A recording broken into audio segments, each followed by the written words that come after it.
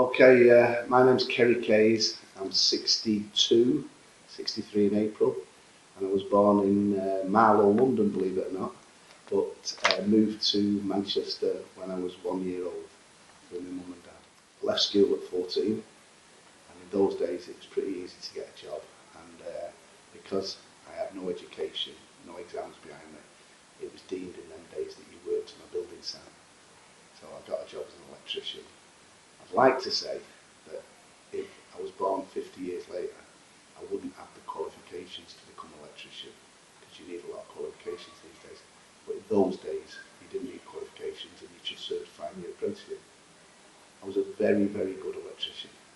I worked in Saudi Arabia, I worked in Libya, I worked in Bali, and I moved on then and I got a job at Yorkshire Television. I was an electrician at Yorkshire Television for about 6 years. I did a bit of work for ITN. I worked on the miners' dispute with Arthur Scargill. I worked on Romance on the Orient Express with Cheryl Ladd, doing a joint venture with an American film company in Venice, Paris. So, you know, 3, 2, 1. I was the first electrician ever on Countdown. You see Countdown now. I worked on the first ever programme of Countdown. So that was quite interesting, Yorkshire Television. I think arguably because of the miners' dispute, I was very disillusioned in the TV industry, and in those days it was very trade unionised, and there was tremendous demarcation. An electrician was going to be an electrician all his life, a cameraman was going to be a cameraman all his life, a director was going to be a director all his life, props were going to be props. There was no room for progression, and in the television in them days it was 5 minutes of hectic and 5 hours of boredom. So I'm not the type of person to sit and hang about. So I actually left Yorkshire Television in the days when it was madness to leave TV, because there was no Sky TV, there was no satellite TV. There was literally ITV1, BBC1, and BBC2. That was it. And then, as I said, ITV Channel 4 came, and the first ever programme on Channel 4 was Countdown, which I worked on, Yorkshire Television.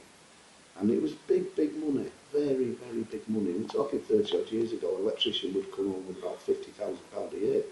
And that was 20, 25, 30 years ago. And I actually resigned, and that's a man with 4 children, a married man with 4 children. And you're only here once. And I wasn't going to spend the rest of my life slaving at a demarcation job where you never get anywhere. Very, very satisfying job in respect of money. But there's more to life than that. So I opened Better Bodies Gymnasium, and there was only 2 things I knew anything about, and that was being an electrician and training, because I was a reasonably decent athlete. My hobby was training. So I opened Better Bodies Gymnasium, and I remember saying to an accountant, "Will you do my books?" And he said to me, "Why on earth have you left Yorkshire Television to go into debt to open a gymnasium?" And I remember saying, I'd like to earn a living at my hobby. And his exact words were, "Be careful you don't lose your hobby." And I don't know, 30 years later, I've still not lost my hobby. So it works out fine for me. So I opened Better Bodies Gymnasium, and I set about trying to make Better Bodies Gymnasium quite a famous gymnasium. And I think I've succeeded. I mean, in the bodybuilding world, which maybe a lot of people who watch this won't know, but the very best elite bodybuilders in the world, every single one of us trained at Better Bodies. The Incredible Hulk, Lou Ferrigno, came for a week to Better Bodies to train with me. A lot of powerlifters have trained at Better Bodies. And then in later years, we opened the boxing gym that we're in now. And this was the boxing gym that Ricky Hatton trained at for maybe 8 years. And because of Ricky Hatton, not because of Kerry Kayes, we had a lot of people come like Ronnie O'Sullivan, Freddie Flintoe, Batista, the wrestlers, the Incredible Hulk, not the Incredible Hulk, the Undertaker. So a lot of people came to Better Bodies to see Ricky Hatton, But obviously I was part of the team, and it was great days. It was great days. We went to Vegas, 5 or 6 fights. Very, very enjoyable, well documented. Before we went to Vegas, we had to earn the right to to go on that journey, or Ricky had to earn the right to go on that journey.